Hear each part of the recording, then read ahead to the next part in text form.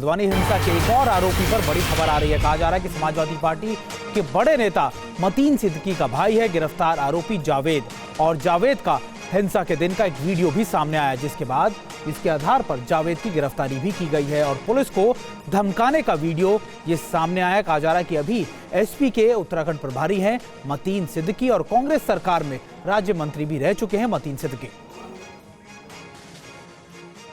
और देखिए, इस खबर पर हमारे साथ हमारे सहयोगी पुनीत शर्मा भी जुड़ गए। पुनीत, देखिए, पहले ये कहा जा रहा था कि सिर्फ रोहिंग्या एंगल है, लेकिन अब ये समाजवादी पार्टी के नेता के भाई की गिरफ्तारी या फिर उसके बारे में संदिग्ध चीजें सामने आना, इसको लेकर किस तरीके से इन्वेस्टिगेट किया जा रहा है? देखिए, पुलिस ने जिन 5 लोगों को गिरफ्तार किया है इन्वेस्टिगेशन के दौरान, उनमें एक नाम जावेद का भी है। और जब इन्वेस्टिगेशन आगे बढ़ी तो पता चला कि जावेद मतीन का भाई है। मतीन समाजवादी पार्टी का उत्तराखंड का जो प्रभारी है। इसके अलावा जावेद वो शख्स है जो वीडियो सामने आया जिसमें 8 फरवरी को जब नगर निगम की टीम और पुलिस की टीम मौके पर डेमोलिशन करने गई थी तो जावेद ने पूरा विरोध प्रदर्शन किया था। कार्यकर्ता बताया जा रहा है समाजवादी पार्टी का, और पुलिस अब पूरे मामले में और ज़्यादा इन्वेस्टिगेशन को आगे बढ़ा रही है। रोहिंग्याओं का भी नाम सामने आ रहा है कि करीब 5000 के आसपास जो रोहिंग्या इस बनभूलपुरा इलाके के आसपास रहते हैं, वो लोग भी आए थे और उन लोगों ने भी यहां पर हिंसा की और फिर चले गए। तो बांग्लादेशी अवैध रूप से जो रह रहे हैं रोहिंग्या जो है, उनके ऊपर भी अब पुलिस इन्वेस्टिगेशन की दिशा को आगे बढ़ा रही है। और इसीलिए कल एक बार फिर जबरदस्त छापेमारी बनभूलपुरा इलाके में की गई और करीब 30 और लोगों को हिरासत में लिया गया। और यही वजह है कि अब जो हिरासत में लिए गए लोगों की संख्या वो बढ़कर लगभग 100 तक पहुंच चुकी है। पुलिस की करीब 10 टीमें जो उपद्रवी थे, जो यहां से अंधेरे का फायदा उठा करके 8 फरवरी की रात को अलग अलग जगह चले गए थे, उनकी तलाश में वो लोग बरेली, मुरादाबाद, रामपुर और इसके अलावा गाजियाबाद, दिल्ली और कई दूसरे राज्यों में भी पुलिस की जो टीम है वो लगातार फिलहाल छापेमारी कर रही है। प्रशासन का कहना है सबसे पहला काम उपद्रवियों को गिरफ्तार करना और इलाके में शांति व्यवस्था बनाए रखना। ठीक है पुनीत, इलाके में शांति व्यवस्था बनाए रखने की बड़ी चुनौती है पुलिस प्रशासन के सामने। और जो जानकारी आप दे रहे थे उसी से जुड़ी बड़ी खबर आ रही है। हल्द्वानी हिंसा पर अपडेट है। दंगे में रोहिंग्या मुस्लिमों की भूमिका की जांच भी की जाएगी। अवैध रूप से रह रहे बांग्लादेशियों से भी पूछताछ होगी। बनभूलपुरा में अवैध रूप से रहते हैं 5000 रोहिंग्या। ये बहुत बड़ी जानकारी मिली है और इस पूरे दंगे में अब रोहिंग्या मुसलमानों का एंगल सामने आया है।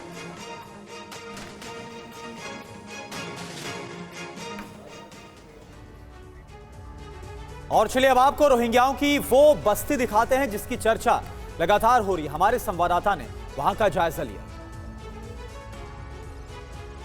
हल्द्वानी के बनभूलपुरा में हुई हिंसा में अब पुलिस रोहिंग्या और बांग्लादेशी मुसलमानों की भूमिका की भी जांच कर रही है, जो कि बड़ी संख्या में यहां बसे हुए हैं और आज से नहीं लंबे समय से, कई दशक से वो इस जगह पर अवैध कब्जा करके रह रहे हैं। इस वक्त मैं हल्द्वानी रेलवे स्टेशन पर मौजूद हूं और रेलवे की जमीन पर किस तरह से ये हजारों की संख्या में कब्जा करके रहते हैं, झुग्गी बना के रहते हैं, उसकी तस्वीरें हम दिखाएंगे आपको। कैमरामैन रोहित से मैं रिक्वेस्ट करूंगा कि आप ये तस्वीरें दिखाइए। देखिए कैसे सैकड़ों की संख्या में इस जगह पर लोग लंबे समय से रह रहे हैं और रहते कहां हैं वो भी तस्वीरें आप दिखाइए कि प्लास्टिक और बांस बल्ले से बने इन तंबुओं में ये लंबे समय से यहां पर रह रहे हैं। अब जब बनभूलपुरा में हिंसा भड़की और पुलिस ने लोगों को चिन्हित करके जांच शुरू की, दबिश बनानी शुरू की, तो यहां से कई लोग भागते हुए भी इन्हीं रेलवे ट्रैक्स पर पकड़े भी गए हैं। कुछ आरोपियों को देर रात भी यहां से हिरासत में लिया गया है। बहरहाल पुलिस तमाम लोगों की भूमिका की जांच कर रही है, लेकिन एक बड़ा अपडेट इसमें यही है कि बड़ी संख्या में यहां से भी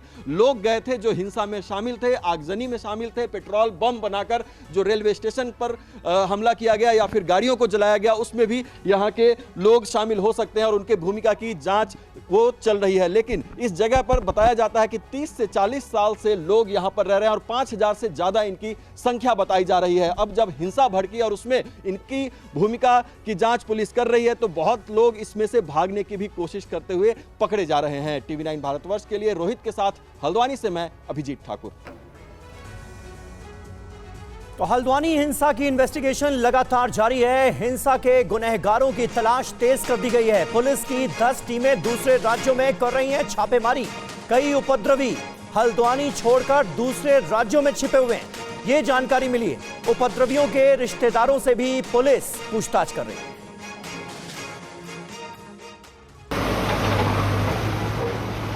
अतिक्रमण विरोधी अभियान के खिलाफ उत्तराखंड के हल्द्वानी में हुई हिंसा के बाद प्रशासन का ये दावा है कि स्थिति अब सामान्य हो रही है। बनभूलपुरा को छोड़कर सभी क्षेत्रों में कर्फ्यू हटा दिया गया है। हिंसा प्रभावित क्षेत्र के कुछ हिस्सों में सुरक्षा अधिकारी तैनात किए गए हैं। आज सुबह से ये कर्फ्यू प्रभावित बनभूलपुरा को छोड़कर हल्द्वानी शहर में इंटरनेट सेवा बहाल कर दी गई है, लेकिन गलत इस्तेमाल करने वालों पर प्रशासन की नजर होगी। इधर शहर के बाहरी इलाके में कल भी स्कूल बंद रहेंगे। वहीं प्रशासन के मुताबिक आज होने वाली परीक्षा के लिए निर्धारित स्थलों पर सुरक्षा की पुख्ता व्यवस्था की गई है। जिलाधिकारी के निर्देश पर स्वास्थ्य सुविधा के लिए हेल्पलाइन नंबर भी जारी किए गए हैं। ACMO का नंबर है 9410167445 और डॉक्टर अजय और डिस्ट्रिक्ट इम्यूनाइजेशन अधिकारी का नंबर है 9412120155। आपात स्थिति के लिए लोग स्वास्थ्य विभाग के इन नंबरों पर संपर्क कर सकते हैं। दूसरी ओर 8 फरवरी को हिंसा में शामिल उपद्रवियों की तलाश में पुलिस की 10 टीमें दूसरे राज्यों में लगातार छापेमारी कर रही है। उपद्रवियों के रिश्तेदारों से भी पूछताछ जारी है और लगातार उपद्रवियों की तलाश भी की जा रही है। हल्द्वानी हिंसा के गुनहगारों की तलाश में छापेमारी भी हो रही है। अब प्रशासन का काम उपद्रवियों को पकड़ना और इसीलिए इन्वेस्टिगेशन में काफ़ी तेज़ी की जा रही है। 10 से ज़्यादा टीमें उन उपद्रवियों की तलाश में उत्तराखंड से बाहर जा रही हैं जो लोग यहां पर 8 फरवरी की रात को हिंसा करने के बाद अंधेरे का फायदा उठाकर यहां से चले गए थे। टीमें बरेली, मुरादाबाद, पश्चिमी उत्तर प्रदेश के कई जिले, दिल्ली और दूसरे राज्यों में भी उपद्रवियों की तलाश कर रही है। दरअसल पुलिस के पास कई ऐसे वीडियो हैं जिसमें उपद्रवियों के चेहरे साफ हैं। अब पुलिस लगातार बनभूलपुरा इलाके में छापेमारी कर रही है, दिन में भी छापेमारी कर रही है और कल देर रात भी बनभूलपुरा इलाके में पुलिस ने छापेमारी की। जो आरोपी उपद्रवी हैं उनके रिश्तेदारों से भी पूछताछ की जा रही है और मोबाइल फोन के सर्विलांस के जरिए उन तक पहुंचने की कोशिश की जा रही है। फिलहाल जो मुख्य आरोपी है अब्दुल मलिक, उसका बेटा और उनकी भी इस पूरे मामले में तलाश की जा रही है। 5 आरोपियों को गिरफ्तार किया गया, 50 से ज्यादा भी हिरासत में लिए गए हैं, 3 FIR दर्ज है। और देखिए पुनीत की आप ये रिपोर्ट देख रहे थे, बता रहे थे किस तरीके से कई मुख्य आरोपियों की तलाश अब भी जारी है। कई टीमें जो है लगातार इन्वेस्टिगेट कर रही हैं। इस बीच एक बड़ी खबर आ रही है कि हल्द्वानी के कई इलाकों में कर्फ्यू में ढील भी कर दी गई है और बनभूलपुरा में कर्फ्यू में भारी अभी भी लगातार जारी है और कहा जा रहा है कि बनभूलपुरा को छोड़कर सभी हल्द्वानी में इंटरनेट सेवाएं बहाल कर दी गई हैं। हल्द्वानी शहर में हालात अब सामान्य हो गए हैं।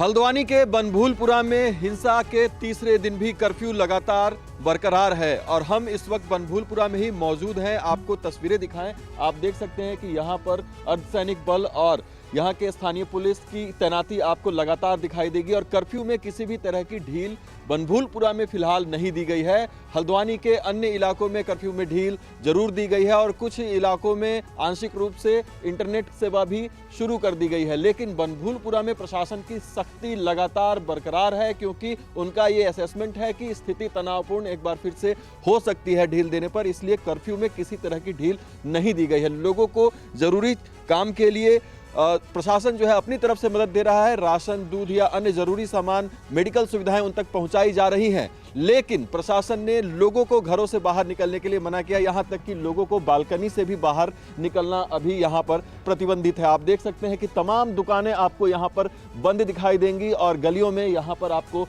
सन्नाटा पसरा हुआ दिखाई देगा।